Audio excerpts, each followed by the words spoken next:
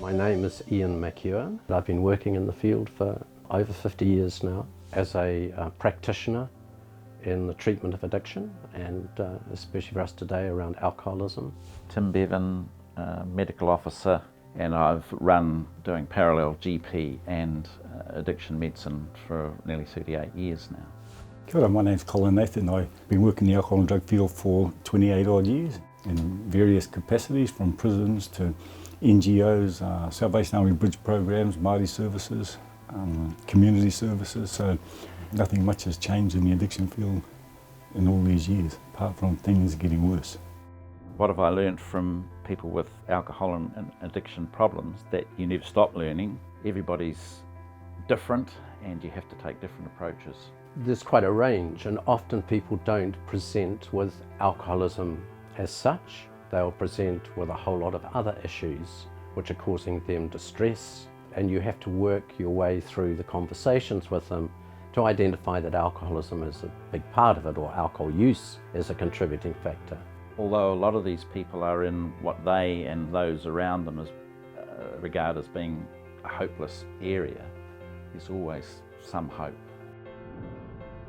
People exhibit problems with alcohol. Generally, their lives are not going according to plan. They're really taking a dive, as it were. And it could be mental health issues, it could be employment issues, it could be family breakups.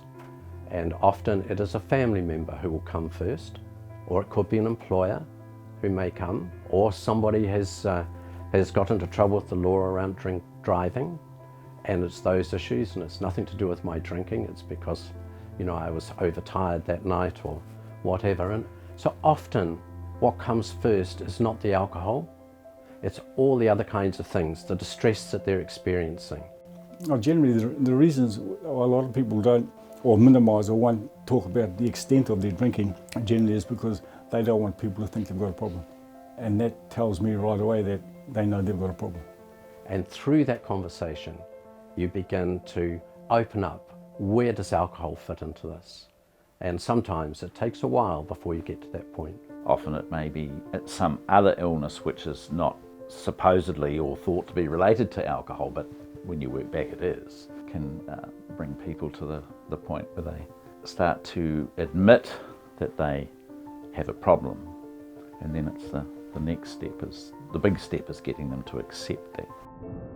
Yeah, I guess being a doctor, it's no surprise for me to say I think it's an illness, very definitely. There are different ways of looking at it, and certainly people say, oh, well, just willpower. But there's a lot of biology there gone wrong, and it can start with genetics, and then the influence of alcohol and drugs on that. And there are biological abnormalities, and that I'm quite happy to accept it as a disease. Most people find it extraordinarily difficult to stop. Alcohol has a particular hold on people. It's a particular relationship that we develop with alcohol that's very difficult to break. People need people to help, to make a break in something that is as major in their lives as that relationship with alcohol.